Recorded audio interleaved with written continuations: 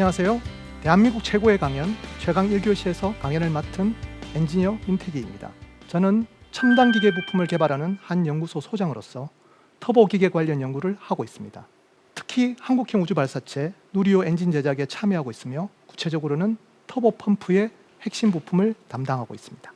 오늘 제가 드릴 얘기는 누리호에 관한 것입니다. 누리호는 우리나라가 도전한 우주과학 중 가장 어렵고 많은 인력과 자원이 투입된 국가적인 과제였습니다.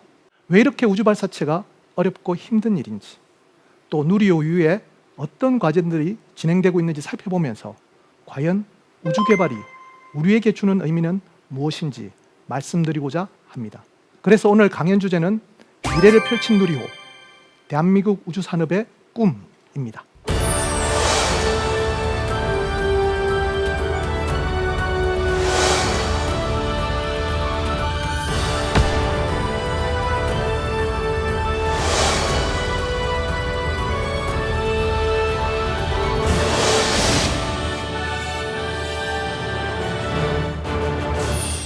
이 그림은 이번 누리호 발사에 참여한 주요 산업체의 현황입니다. 무려 300여 개가 넘는다고 합니다. 왜 이렇게 많은 업체들이 참여했을까? 물론 발사체 기술은 많은 기술적 난제와 부품들이 필요로 하고 있기도 합니다. 질문을 바꿔보겠습니다. 왜 이렇게 많은 업체들이 참여할 수밖에 없었을까? 발사체 기술이 엄격한 기술 통제에 놓여 있다는 배경이 있습니다. 그 이유는 발사체 기술은 탄도미사일 기술과 동일하게 여겨지기 때문입니다. 이를 우리가 미사일 기술 통제라고 부릅니다. 영어로는 MTCR이라고 부르지요. 우주 발사체 선진국들은 발사체 후발주자들이 발사체 기술을 가지지 못하도록 엄격하게 통제하고 있는 것입니다. 이번 누리호 개발 발사에서 이 많은 업체들이 참여한 이유는 주요 선진 산업국에서 우리가 부품 하나라도 수입할 수 없었고, 개발 과정에서 닥치는 어떠한 기술적 난제도 누구의 도움 없이 독자적으로 개발해야 된다는 그러한 절체절명의 사명감이 있었기 때문입니다. 자, 그러면 누리호에 필요한 여러 가지 기술 요소 중에서 핵심으로 불리는 엔진을 통해 우주 발사 선진국들이 어떠한 과정을 거쳐서 이러한 기술을 확보했으며, 또한 어떠한 안보적 이슈 때문에 기술 통제의 길을 걷게 됐는지 한번 살펴보도록 하겠습니다. 자, 이 그림은 누리호 엔진의 주 엔진 75톤급 엔진의 연소 시험 장면입니다. 여기서 주목할 두 가지 기술적인 부분이 있습니다. 하나는 엔진 노즐, 마치 치마처럼 벌어지면서 확장되는 저 노즐, 강렬한 불꽃을 내뿜는 저 연소 노즐, 그리고 왼쪽에 보시면 시커먼 연기를 내뿜는 터보 펌프가 있습니다. 75톤급 엔진이라고 하면 75톤의 무게를 들어 올릴 수 있는 힘이라고 말할 수 있습니다. 어떻게 하면 저 자그마한 엔진이 75톤을 들어 올릴 수 있을까? 그것은 순간적으로 1초에 한 드럼통 분량의 연료가 바로 연소되기 때문입니다. 그렇다면 저 터보 펌프는 그만큼 많은 일을 해야 되겠지요. 자, 이 두 가지 기술에 대해서 오늘 이야기를 하면서 우주 발사체 기술의 핵심적인 내용을 살펴보도록 하겠습니다. 우리가 우주 발사체를 이야기하려면 지구의 중력부터 이야기를 해야 됩니다. 이 그림은 만유인력 법칙을 기술한 아이작 뉴턴의 프린키피아의 한 페이지입니다. 이 책에는 사과 이야기는 없습니다. 대신에 이처럼 대포 탄도 이야기가 있죠. 자, 우리가 높은 곳에서 대포를 쏜다고 생각해 봅시다. 날아가다가 떨어지겠죠. 바로 지구의 중력 때문입니다. 조금 더 세게 쏜다면, 조금 더 빠른 속도로 쏜다면 조금 더 멀리 가겠죠. 아주 더 세게 쏜다면 결국은 지구를 한 바퀴 돌아서 내 뒤쪽으로 날아올 것입니다. 지구 주위를 돌게 되겠지요. 그리고 더 빠른 속도로 쏠 수가 있다면 지구의 중력을 벗어나서 우주로 여행하게 됩니다. 이 과정을 이 그림은 설명하고 있는 것입니다. 1977년 보이저호가 발사됩니다. 보이저의 임무는 지구를 벗어나는 것이 아니라 궁극적으로 태양계를 벗어나서 저 먼 우주, 인터스텔라로 향해 하는 것을 목표로 하고 있습니다. 이 보이저가 발사될 때 나사는 과학 커뮤니케이터였던 칼 세이건에게 지구 문명을 대표할 수 있는 그림 하나를 선정해 달라고 합니다. 칼 세이건은 주저하지 않고 바로 이 프린키피아의 이 그림을 선택했습니다. 그래서 이 그림은 지금 보이저호의 골든 디스크, 황금 원반에 새겨져서 저 먼 우주로 지금도 향해하고 있습니다. 지구 문명을 대표하는 이 그림. 하지만 1687년에는 지구를 벗어날 수 있는 속력에 가깝게 엔진을 만들 수 있는 기술은 없었습니다. 19세기를 거치면서 많은 과학자들 그리고 기술자들이 지구 정력을 벗어나기 위해서 비행체를 고민했습니다. 이 그림은 1829년 풍자 만화죠. 이미 이때 전기기관이 탄생했기 때문에 지상에서는 많은 운송수단이 개발되고 있습니다. 벨로시티라고 적혀있는 저 부분, 속도라는 뜻이 되겠죠. 빠르게 이송하는 지상 운송수단이 개발되고 있었으나 하늘을 보시면 여전히 어떠한 비행체가 가능한지에 대해서는 논란거리가 많았던 것입니다. 심지어 열기구, 날개짓을 하는 저 동물을 이용하기도 하고 때로는 연을 이용하겠다라는 아이디어가 많이 나오긴 했으나 실제적으로 응용 가능한 기술은 탄생하지 못하고 있었습니다. 자, 여기서 그냥 재미있는 중간 그림 하나를 한번 살펴보도록 하겠습니다. 그랜드 베큐움 컴퍼니라는 저 터널이 보이실 겁니다. 이때 이미 진공 터널을 이용하면 굉장히 빠르게 이동할 수 있다는 생각을 이미 했던 것이죠. 지금부터 200년 전의 이야기입니다. 지금 스페이스X사의 일론 머스크가 진공 터널을 뚫어서 지하로 빠른 운송수단을 하겠다는 그 뉴스를 아마 들어보신 적이 있을 텐데요. 이미 그 아이디어는 이처럼 200년 전에 나온 것입니다. 이 비행체 기술이 20세기에 들어서면서 드디어 로켓이라는 형태로 가능하다는 생각을 하게 됩니다. 그 시작은 19세기 말 러시아 과학자 치올코프스키에 의해서였습니다. 이분은 로켓이라는 장치를 이용해서 지구 정력을 벗어나는 상상을 하게 됩니다. 사실 로켓은 이탈리아 말로 실패, 실을 감는 원통을 뜻합니다. 이탈리아에서 처음으로 로켓이 만들어질 때는 중국에서 전래된 화약을 원통 모양의 용기에 담아서 화살에 달았죠. 그러면 분사되는 그 에너지로 화살이 멀리 가는 것을 만들 수가 있습니다. 자, 이 로켓을 치올코프스키는 주목했습니다. 어떻게 주목하게 되었는가? 누리호의 총 중량은 200톤 정도가 됩니다. 그 중에 연료 그리고 산화제를 담는 그 무게는 180톤에 가깝습니다. 무려 90%가 추진제로 쓰이는 것이죠. 아까 말씀드렸듯이 1초에 1드럼통 정도의 분량을 소비한다면 로켓의 무게 감소는 순식간에 일어납니다. 반대로 생각하면 추진제의 입장에서는 계속 중량이 줄어들기 때문에 가속력이 굉장히 빨라집니다. 치올코프스키는 여기에 주목한 것입니다. 이것을 이용해서 로켓 방정식을 유도했습니다. 그래서 우리가 가진 엔진의 힘으로 충분히 우주에 도달할 수 있다는 결론을 내리게 됩니다. 자, 여기서 우리가 주목할 이 로켓 방정식이 유도된 이 그림에서 노즐이라고 부르는 부분, 확장되는 저 부분에 주목해 주시기 바랍니다. 저 부분은 우주 발사체 엔진의 핵심입니다. 우리가 노즐 그리고 제트라는 용어를 조금 이해할 필요가 있는데요. 노즐과 제트를 설명하기 위해서는 르네상스 시대의 보티첼리의 그림 비너스의 탄생을 보시면 되겠습니다. 비너스의 설화는 이렇습니다. 비너스는 바다에서 태어났죠. 바람의 신 제피로스가 바람을 불어서 비너스를 해변가로 밀어냅니다. 제피로스를 주목해 주시기 바랍니다. 제피로스가 한껏 입을 오므리고 바람을 불고 있습니다. 입을 오므린다는 행위, 유체의 통로가 좁아지면 좁아질수록 유체 속도는 빨라집니다. 우리가 화단에 물을 주는 장면을 생각해 봅시다. 고무호스의 입구를 오므리밀수록 물은 훨씬 멀리 가게 되죠. 속도가 빨라지기 때문입니다. 이렇게 만들어진 유동을 제트라고 부르고 이 오므린 입구를 노즐이라고 부릅니다. 그런데 이상합니다. 분명히 제피로스의 입처럼 입을 한껏 오므려야 속도가 빨라질 텐데 앞서 본 치올코프스키 그리고 누리호 엔진을 보면 오므려는 수축하는 동작이 아니라 오히려 확장되고 벌어지는 형태를 띠고 있습니다. 왜 그럴까요? 자, 1926년 처음으로 치올코프스키의 이론을 통해서 로켓이 만들어집니다. 이것은 1926년에 고다드라는 미국의 물리학자가 세계 최초로 만든 액체 로켓입니다. 여기서도 보면 분사 노즐이 벌어져 있죠. 이런 고민을 우리가 해결하려면 초음속 유동이 무엇인지를 알아야 합니다. 이 사진은 1887년 에른스트 마흐라는 학자가 날아가는 총알을 사진으로 촬영한 것입니다. 사실 우리가 일상생활에서 초음속이라는 속도를 실감할 일은 없습니다. 19세기 들어서 무기가 발달하면서 처음으로 탄환의 속도가 음속을 돌파하게 된 것이죠.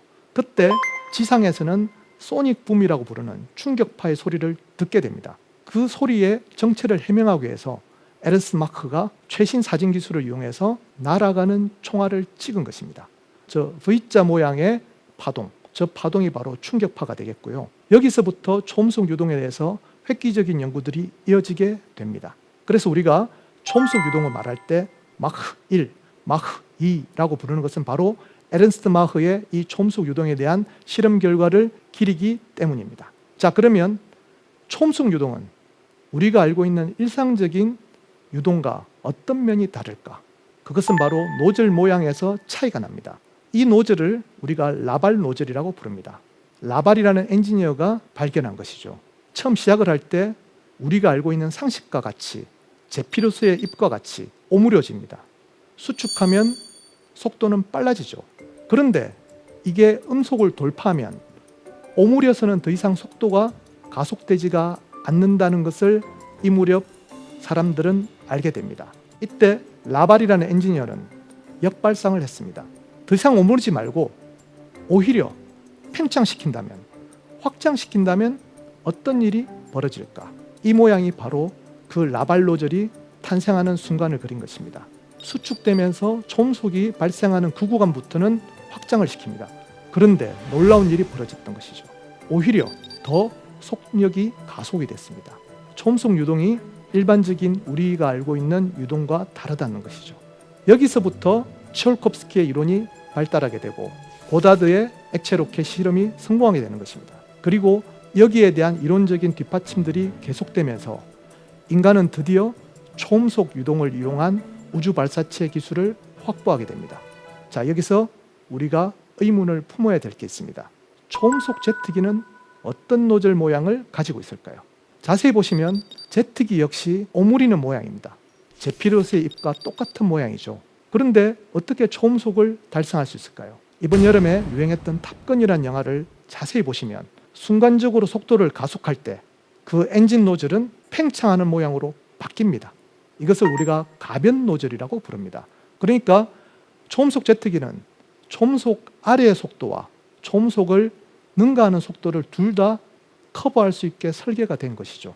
우리가 알고 영화를 보신다면 훨씬 재미있을 것입니다. 자, 이렇게 엔진 노즐에 관한 문제, 엔진이 왜 그렇게 생겼는지에 대해서는 이해가 되었습니다. 그 다음 문제가 바로 시커먼 연기를 내뿜는 터보 펌프입니다. 스미소니안에 보관되어 있는 독일의 V2 로켓 터보 펌프입니다. 어떻게 독일의 V2 로켓이 미국의 박물관에 전시되어 있을까? 사실 츠콜콥스키의 이론 뒤에 고다드의 첫 번째 액체 로켓 실험, 그리고 30년대에는 세계 각국에서 로켓을 만들기 위한 수없는 연구가 이루어졌습니다. 미국에서도 후속 연구가 있었고 심지어 중국, 러시아에서 다 있었습니다. 하지만 가장 앞서 나갔던 것은 독일이었습니다. 독일은 이 터보 펌프 기술을 확보함으로써 다른 어느 나라도 달성하지 못하는 장거리 로켓을 개발하게 된 것이죠. 물론 고다드 역시도 그렇게 많은 에너지를 필요하는 엔진 분사, 엔진 노즐에 힘을 가해주려면 많은 연료를 뿜어주는 터보 펌프가 필요하다는 것, 그리고 초기 형태의 터보 펌프를 개발하기도 했습니다. 하지만 독일의 기술에는 미치지 못했던 것이죠. 그래서 1940년대가 된다면 이미 독일의 기술은 대륙을 넘어 영국을 공격할 수 있는 로켓 기술에 이르게 됩니다. 그렇기 때문에 전쟁이 끝나는 순간 모든 나라가 이 독일 기술에 탐을 냈습니다. 그 결과가 바로 이 사진입니다. 1945년 독일 괴팅엔 대학의 한 장면입니다. 왼쪽 아래에 중절모를 쓰고 있는 저분, 루트비히 프란틀이라고 하는 현대 유체학의 선구자입니다. 아까 말씀드렸던 라발 노즐을 이론적으로 해석한 분이기도 하고 초음속 유동 또는 항공역학에 지대한 공헌을 했던 분입니다. 오른쪽에 웃고 있는 저분은 폰 칼만, 프란틀의 제자였습니다. 그런데 이 프란틀의 제자 폰 칼만은 유대인이었습니다. 그래서 프란틀의 제자였지만 프란틀은 이제 독일 교수였는데 유대인 탄압이 시작되자 미국으로 망명할 수밖에 없었습니다. 그래서 간 곳이 칼텍, 지금의 캘리포니아 공과대학으로 불리는 칼텍으로 가게 됩니다. 가운데 있는 저 동양인 첸세슨이라는 중국인이 폴 칼만에게 로켓을 배우러 옵니다. 1930년대 일입니다. 이 두 사람이 합심해서 칼텍의 로켓 연구소를 만들게 됩니다. 이 연구소가 JPL, Jet Propulsion Laboratory, 제트 추진 연구소라고 불리는 나사의 전신기관이 이렇게 탄생하게 됩니다. 보시면 프란틀의 제자가 오른쪽에 있는 폰칼만의 제자가 첸세슨 가운데 있는 사람, 이렇게 보면 스승과 사제지간으로 엮여있는 이 사람들이 괴팅엔에 어떤 일로 모여 있을까요? 전쟁이 끝나자마자 폰칼만과 첸세슨은 독일의 로켓 기술을 압수하기 위해서 독일로 날아갑니다. 그래서 자신들의 스승을 만났던 것이죠. 프란틀은 자신이 가지고 있는 모든 기술을 넘겨주는 조건으로 전범에서 풀려나게 됩니다. 그리고 이 두 사람, 폰칼만과 첸세슨은 폰 브라운이라는 V2 로켓의 총책임자를 취조하고 신문하는 역할을 맡습니다. 그리고 그들이 가지고 있던 로켓 기술의 모든 것을 미국으로 이송해 갑니다. 무려 열차 300대 분량이었습니다. 이렇게 하여 V2 로켓의 터보 펌프가 미국 스미소니안 박물관에 전시되게 된 것이죠. 그런데 문제가 발생합니다. 첸세슨은 중국인이었습니다. 이때까지 첸세슨은 미국 로켓의 총책임자였습니다. 그런데 1949년 중국이 공산화되고 1950년 중국과 미국이 한국 전쟁에서 맞붙게 되면서 중국은 미국의 적성국이 되었습니다. 이때 첸세슨은 가택연금이 됩니다. 공산주의자라는 혐의였죠. 그것이 진실인지 어떤지는 아직까지 논란거리가 있겠지만 어쨌든 가택연금이 되었던 이 사실을 중국의 지도자 마오쩌둥이 알게 됩니다. 그리고 마오쩌둥은 한국 전쟁 때 포로로 잡은 수십 명의 미국인 조종사들을 첸세슨과 교환하겠다는 제안을 하게 됩니다. 물론 미국 정보당국은 반대했습니다. 로켓 기술이 얼마나 위험한지를 알고 있기 때문이었죠. 하지만 미국의 대통령의 입장에서는 붙잡힌 포로, 조종사들을 돌려보내는 게 훨씬 더 급한 일이었습니다. 그렇게 하여 첸세슨은 중국으로 가고 조종사들은 미국으로 돌아가게 됩니다. 1959년의 일입니다. 이후 10여 년간 첸세슨은 놀랄만한 일을 벌입니다. 중국은 분명 과학으로는 후진국에 속했습니다. 하지만 첸세슨은 미사일을 만들고 로켓을 만들고 대륙간 탄도미사일을 만들고 결국은 인공위성을 쏘아올리는 일을 맡습니다. 1971년 더욱 놀랄만한 일이 벌어집니다. 유엔 상임이사국이었던 타이완이 유엔에서 나갑니다.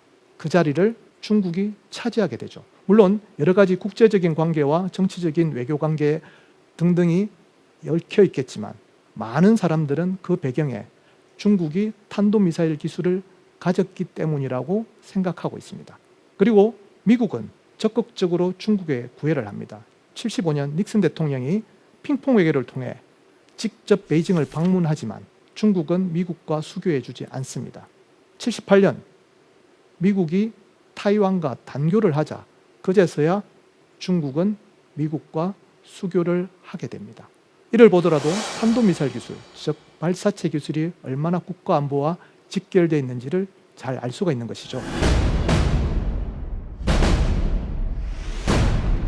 자, 그러면 터보 펌프의 기술을 갖다가 조금 더 자세히 살펴보기 위해서는 역시나 비행의 역사에 대해서, 비행기의 기술에 대해서 조금 더 알 필요가 있습니다. 자, 이 그림은 르네상스 지식인 다빈치가 그린 비행기계에 대한 스케치입니다. 다빈치는 화가이면서 예술가이면서 공학자이기도 하면서 과학적 발명가이기도 했습니다. 왼쪽 그림은 날아가는 새를 보니까 날개를 퍼덕거리는 것이죠. 만약 기계가 날개를 퍼덕거릴 수 있다면 하늘을 날 수 있다고 생각해서 고안한 것이 왼쪽 그림이고요. 오른쪽은 마치 헬리콥터처럼 뱅글뱅글 돌리는 날개가 있으면 이것을 기계로 만들 수 있으면 날 수 있다고 생각한 것입니다. 굉장히 창의적인 생각 같지만 19세기를 지나면서 이 두 가지 아이디어 모두가 현실적으로 가능은 하지만 그렇게 효율적이지 않다는 것이 밝혀집니다. 그 이유는 첫 번째, 날개를 퍼덕거린다. 누구나 그렇게 꿈을 꿀 수가 있겠죠. 하지만 주위를 잘 보시면 작은 물체일수록, 작은 새일수록, 심지어 곤충으로 가면 날개를 퍼덕거리는 것을 볼 수 있습니다. 그런데 새의 크기가 커진다면 퍼덕거리는 것보다는 오히려 활강을 더 자주 하죠. 인간처럼 큰 물체는 퍼덕거리는 것은 오히려 불합리하게 됩니다. 이것이 19세기에 많은 과학자들이 증명한 방식이고요. 회전하는 날개, 굉장히 그럴듯한데요. 자, 우리 부채를 생각해 봅시다. 부채가 우리가 기울여서 움직이면 뜨는 힘을 우리가 느끼죠. 더 큰 힘을 받으려면 부채를 더 빨리 움직이면 됐겠다. 아닙니다. 빠르게 움직이면 빠르게 움직일수록 부채가 받는 뜨는 힘 못지않게 저항도 커지게 됩니다. 따라서 헬리콥터라는 생각은 굉장히 빠르게 움직이는 그 저항을 이기지 않고서는 절대로 실현될 수가 없는, 나중에나 실현될 수 있는, 당시로는 거의 불가능한 이야기입니다. 그래서 19세기를 지나면서 비행의 원리는 이렇게 정리가 됩니다. 차라리 퍼덕거리는 날개나 회전하는 날개를 쓰지 않고 고정하는 날개를 달고 프로펠러는 앞에 달아서 전진하는 힘으로 쓰자. 그렇게 하여 프로펠러라는 용어가 탄생한 것이죠. 프로펠러는 추진기라는 뜻이 되겠습니다. 그러니까 프로펠러를 양력에 쓰지 않겠다는 뜻이 되겠습니다. 이렇게 하여 비행기의 기본 원리가 탄생하게 되고 1903년 드디어 처음으로 라이트 형제가 비행기를 날리면서 인류는 비행에 성공하게 됩니다. 그 당시 많은 젊은이들이 비행체에 열광했습니다. 그중 한 사람이 비트겐슈타인, 우리가 잘 알고 있는 바로 그 철학자입니다. 이 비트겐슈타인이 얼마나 비행기 기술에 열광했는지는 이 사진에 잘 드러나 있습니다. 그는 영국으로 건너가 비행 기술을 익히기 위해서 대학에서 항공공학을 전공을 하게 됩니다. 여기서 볼 수 있듯이 이 이온, 고정되어 있는 날개가 얼마만큼 뜨는 힘을 받는지를 연구했던 것이고요. 이 사진에서 오른쪽의 인물입니다. 이 비트겐슈타인은 프로펠러가 회전익이니까 고정익이 아닌 회전익을 전진하게 만드는 힘에 대해서 많은 연구를 해서 특허도 여러 개 제출합니다.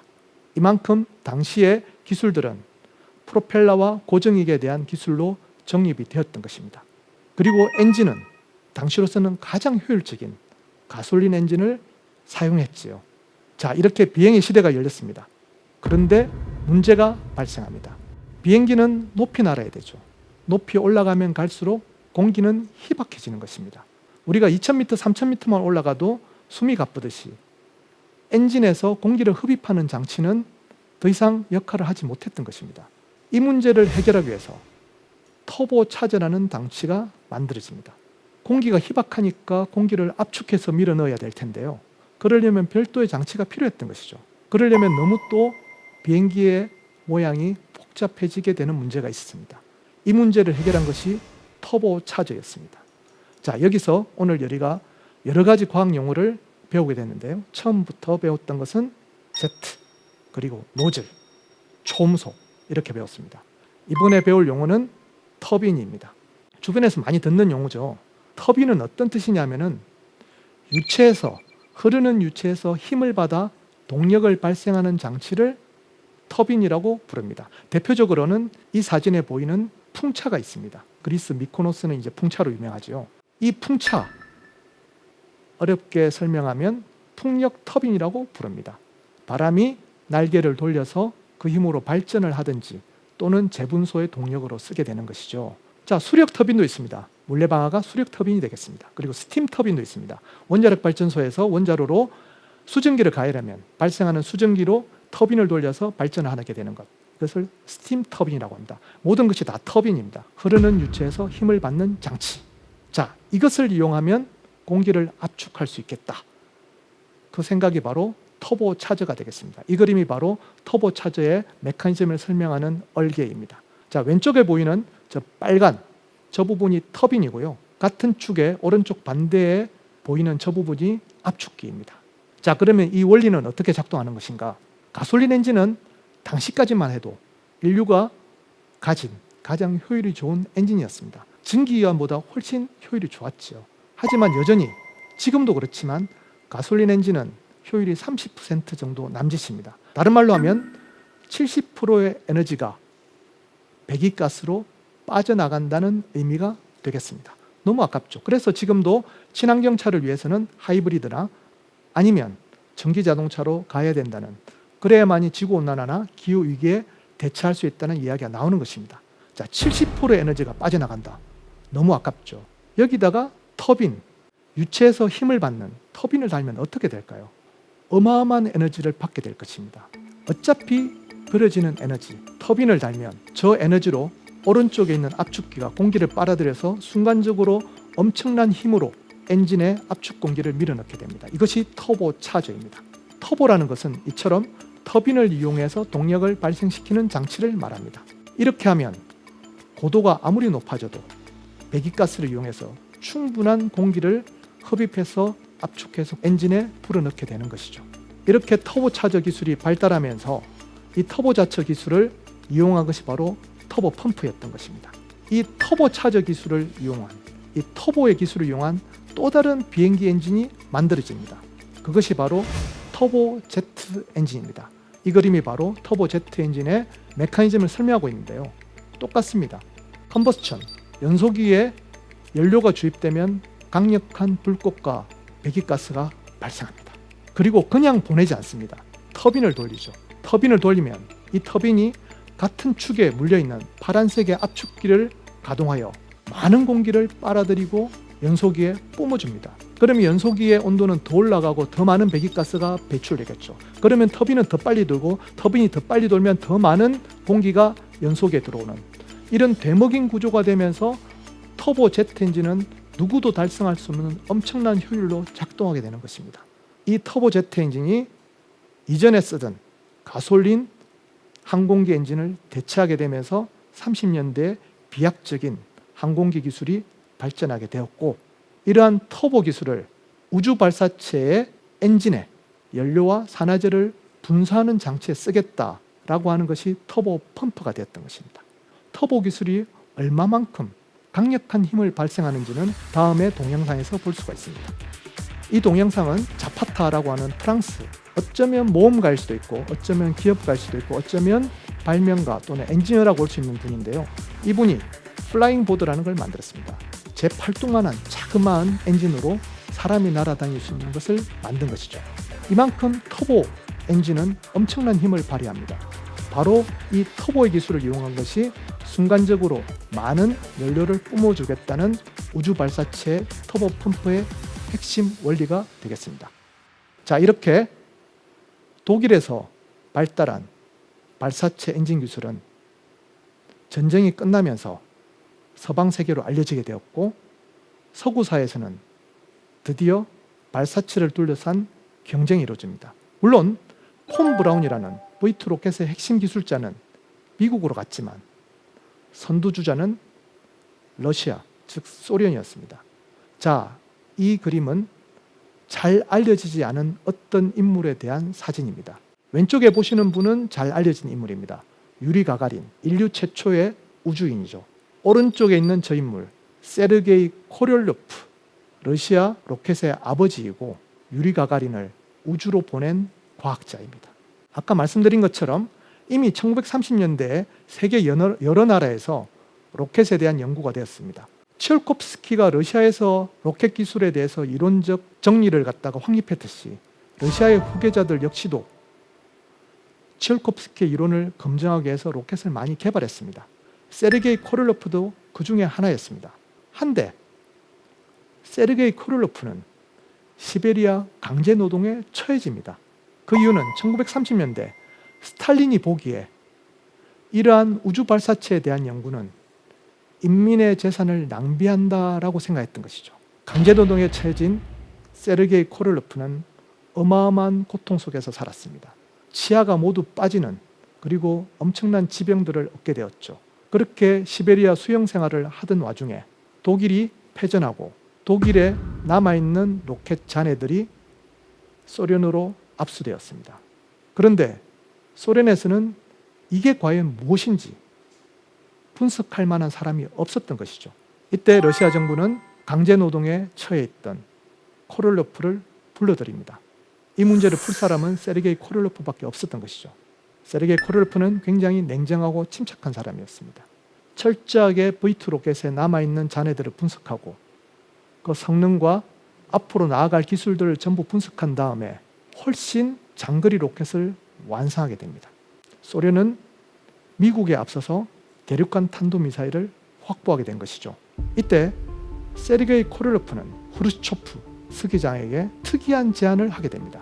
미사일에 그치지 말고 여기에 위성을 실어서 지구 주위 궤도를 돌게 만들자.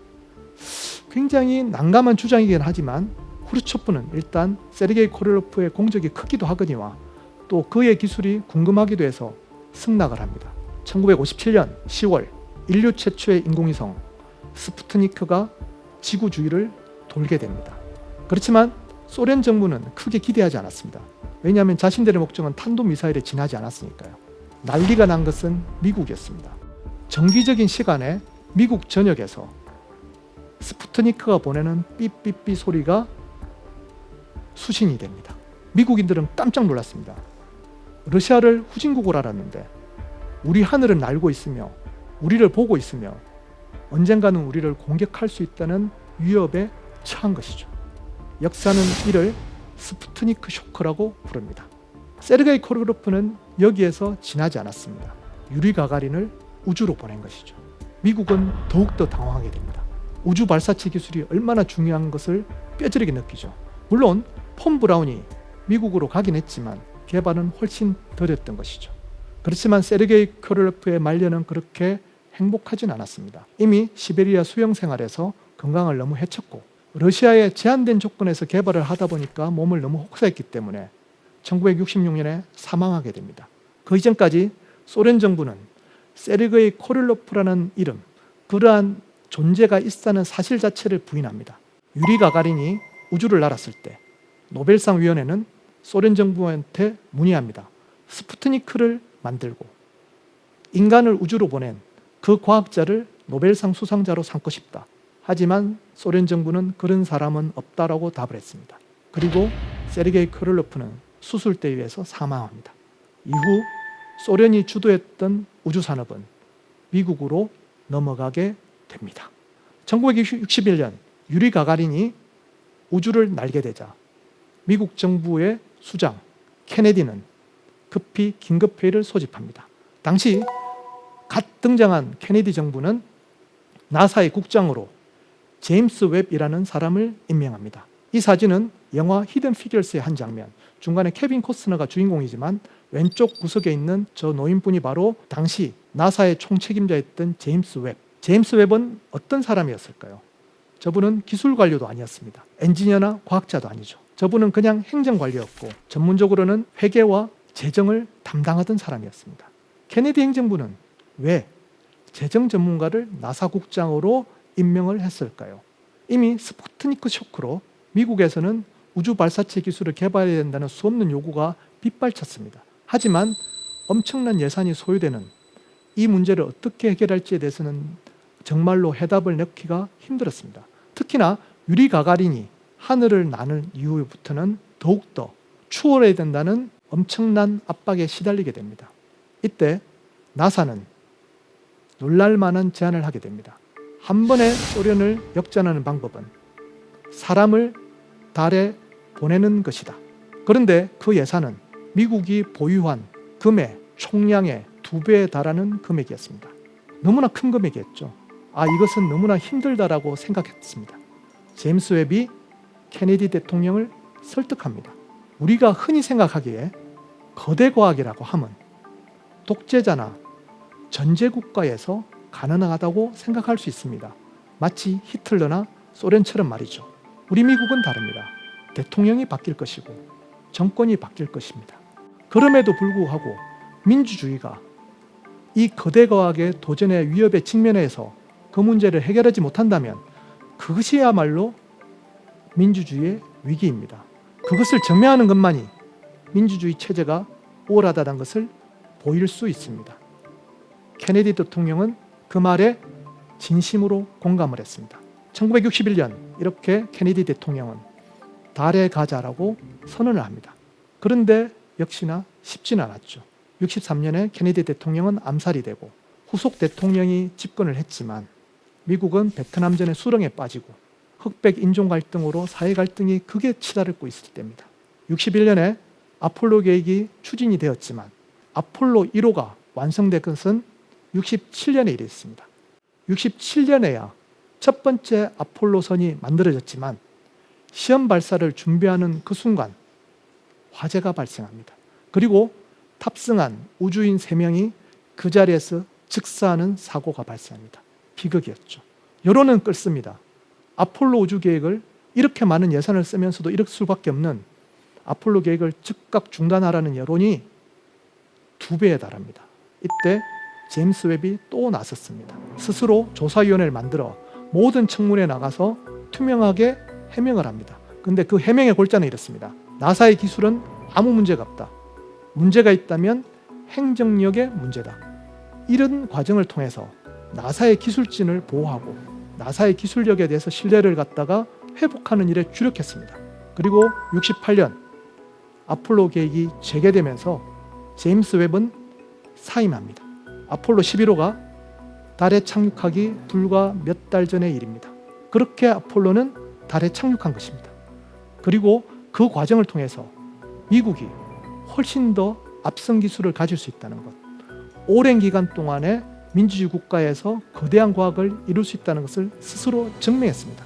자, 작년 12월 25일 날 크리스마스 날 거대한 망원경이 우주로 발사됐다는 이야기를 여러분들은 알고 계실 것입니다. 이번 7월부터 그 망원경이 놀랄만한 사진을 보내왔죠. 제임스 웹 망원경입니다. 이 망원경은 사실 허블 망원경을 대체하기 위해서 1990년대부터 추진되었습니다. 무려 30년이 걸렸고요. 하나로 약 13조 이상의 돈을 쏟아부어야 하는 엄청난 작업이었습니다. 나사 연구원들은 이렇게 오랜 기간 동안에 필요했던 이 프로젝트에 당연히 제임스 웹의 이름을 붙인 것입니다. 그에 대한 존경의 의미죠. 자, 이렇게 아폴로 계획이 성공을 했지만 사실 후유증은 엄청났습니다. 왜냐하면 아까 말씀드린 것처럼 어마어마한 예산을 쓸 수밖에 없었거든요. 그래서 만들어진 것이 후속 발사체, 우주 왕복선, 스페이스 셔틀 사업입니다. 자, 이 사진은 스페이스 셔틀, 우주 왕복선의 메인 엔진의 분사 장면입니다. 특이한 점이 있죠. 시커먼 연기가 없습니다. 사실은 밖으로 시커먼 연기를 내뿜는 터보 펌프 자체도 어떻게 보면 비효율일 수 있습니다. 그 연기를 안쪽으로 재순환시킬 수 있다면 엔진의 효율을 더 증가시킬 수가 있겠죠. 시커먼 연기를 밖으로 내뿜는 엔진을 가스 발생기 사이클이라고 하고, 시커먼 연기를 안쪽으로 내뿜어서 밖으로 보이지 않게 하는 이러한 엔진을 다단연소 엔진이라고 부릅니다. 우주왕복선은 미국이 채택한 최고의 엔진, 바로 다단연소 엔진입니다. 그렇기 때문에 시커먼 연기가 없죠. 그리고 이 엔진은 또 특이한 점이 있는 것이 재활용이 가능하도록 만들었습니다. 하지만 당시만 하더라도 이렇게 다단연소를 만들고 재활용이 가능한 엔진을 만드는 것은 너무나 비쌌습니다. 사실 아폴로 계획을 대체하면서 미국 정부는 조금 더 저렴한 방식으로 재활용이 되기를 원했지만 결론은 그렇게 호락호락하지 않았습니다. 실제로 80년에 추진된 이 우주 왕복선 계획은 많은 성과를 거두기도 했지만 결국 많은 비용에 견디지 못하고 2000년대 초반에 폐기되고 맙니다. 그러면 미국의 우주 개발은 이대로 주저앉는 것인가? 아닙니다. 그 와중에 탄탄하게 다져진 우주 산업의 기반들은 나사를 통해서 계속 전승되고 있습니다. 그 성과를 받아들인 민간 기업들이 탄생하기 시작한 것이죠. 그 대표 주자가 바로 스페이스X였습니다. 이전까지는 거대 과학이라 하면 정부만이 할 수밖에 없는 엄청난 예산이 필요했지만 이미 미국의 산업 구조는 실리콘밸리를 중심으로 충분한 예산을 조달할 수 있었고, 또 다른 측면으로는 우주가 산업이 되고 있었던 것입니다. 일론 머스크는 페이팔이라는 전자상거래로 번 막대한 재산을 총동원하여 스페이스X를 만들었습니다. 그리고 펠컨 9이라고 하는 획기적인 로켓을 만듦으로써 전 세계 발사체 시장을 빠르게 잠식해 갔습니다. 그렇지만 일론 머스크가 만든 이 펠컨 9도 시커먼 연기를 밖으로 내뿜는 가스 발생기 사이클입니다. 이러한 가스 발생기 사이클은 물론 세턴 5 로켓처럼 달에 갈 수도 있지만 사실은 기본적으로는 출력이 다단연소 엔진보다는 조금 약합니다. 그래서 후속 발사체가 필요했던 것이죠. 일론 머스크가 최근에 이렇게 트위터에 올린 거 보면 일론 머스크가 때로는 트위터에 올리는 것들이 많은 부분 장난스러운 것도 있고 때로는 좀 이상한 이야기도 있지만 사실 많은 부분에 있어서는 기술적인 내용, 우리가 참고해야 될 내용이 많습니다. 일론 머스크는 펠컨 9의 후속 엔진을 개발하고 있습니다. 그 엔진을 장착한 로켓의 이름은 스타쉽이라고 부릅니다. 최종적으로는 화성에 보내겠다는 것이죠. 이렇게 강력한 엔진을 만드는 이 사이클은 다단연소 사이클을 채택하고 있고 거기에 대한 언급을 이 트윗에서 하고 있습니다. 옥시전 리치라는 저 대목, 산화제 광이라는 대목인데요. 좀 전문 용어긴 하지만 저것은 다단연소 엔진만이 가지고 있는 특이한 사이클입니다. 그리고 이것을 달성하기 위해서 기계공학적으로, 유체공학적으로, 연소공학적으로 얼마나 어려운 일인지도 충분히 인지하고 있는 것이죠. 자, 일론 머스크의 저 엔진, 다단연소 엔진, 펠컨 9, 시커먼 연기를 밖으로 내뿜는 가스 발생기를 대체하는 새로운 엔진, 이 엔진을 우리나라도 도전하고 있습니다. 이것은 항공우주연구원에서 최근에 발표한 누리호 후속 엔진에 대한 연소 실험 장면입니다. 보시면 시커먼 연기가 없지요. 시커먼 연기를 안으로 재순환시키면서 엔진 효율을 훨씬 높인 엔진입니다. 바로 다단연소 엔진, 누리호의 후속 발사체 사업은 이렇게 이미 진행되고 있습니다. 우리가 비록 느리게 시작했지만 많은 부분은 빨리빨리 건너뛰면서 스페이스X라든지 우주발사체 선진국이 갔던 기술을 따라잡으려고 많은 부분 노력하고 있는 것입니다. 자, 그러면 여기서 다누리호에 대한 이야기를 해야 되겠습니다. 우리 다누리호는 달 탐사를 위해서 발사된 우리나라 최초의 탐사선입니다. 그런데 궤적이 굉장히 특이합니다. BLT라고 부르죠. Ballistic Lunar Transfer. 사실은 우리가 추력이 충분하다면 달에 3, 4일이면 바로 갈 수 있습니다. 그러나 다누리호에 이런 발리스틱 루나 트랜스퍼 궤도를 통한다면 무려 5개월 가까이 걸리게 됩니다. 그러면 왜 이렇게 어려운 궤도를 채택하게 되었을까요? 아니면 채택할 수밖에 없었을까요? 사실 스페이스X의 신규 로켓, 다단연소 로켓은 아직 완성되지 않았습니다. 우리는 이번에 다누리호를 갖다가 스페이스X에 이제 외주를 줘서 위탁 발사를 했는데요. 스페이스X가 가진 로켓은 여전히 시커먼 연기를 밖으로 내뿜는 가스 발생기 사이클, 즉 펠컨 9 로켓입니다. 펠컨 9 로켓은 저궤도 위성용입니다. 지구 주위를 겨우 돌 수 있는 정도의 추력을 가지고 있죠.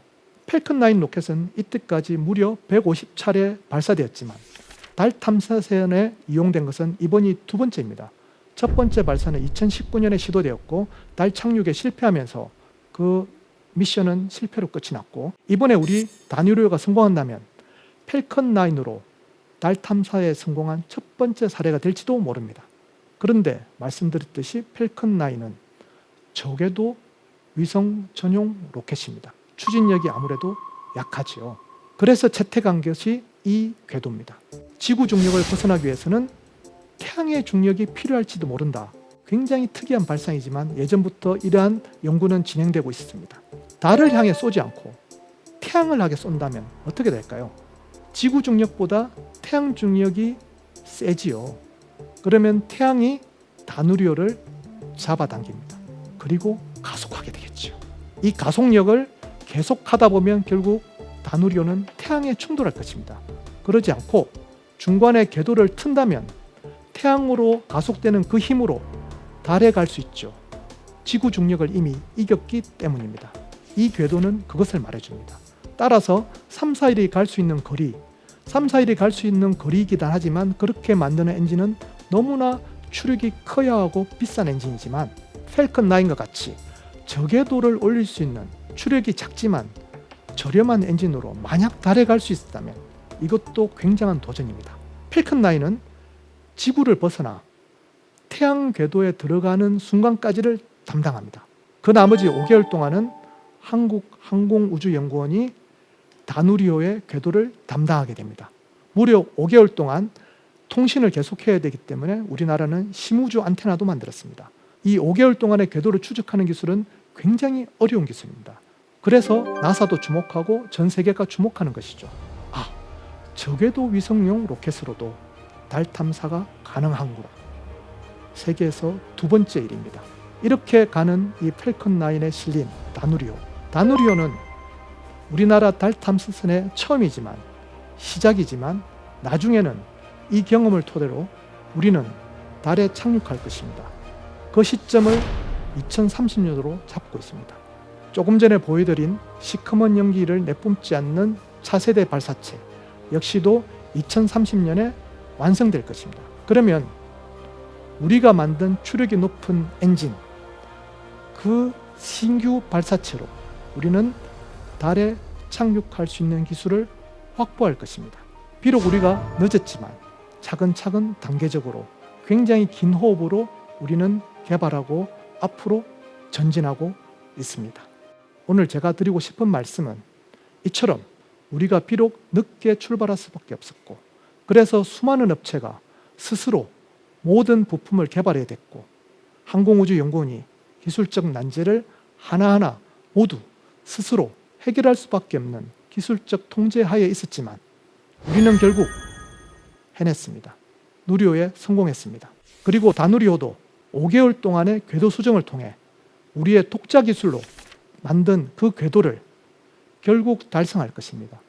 그렇게 된다면 이 두 기술이 결국은 결합하여 2030년에는 우리 손으로 달에 착륙하게 되는 것입니다.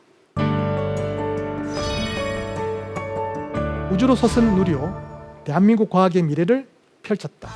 1969년 아폴로 우주선이 달에 착륙했을 때 동요 작가 윤석중 선생은 앞으로라는 동요를 지었습니다.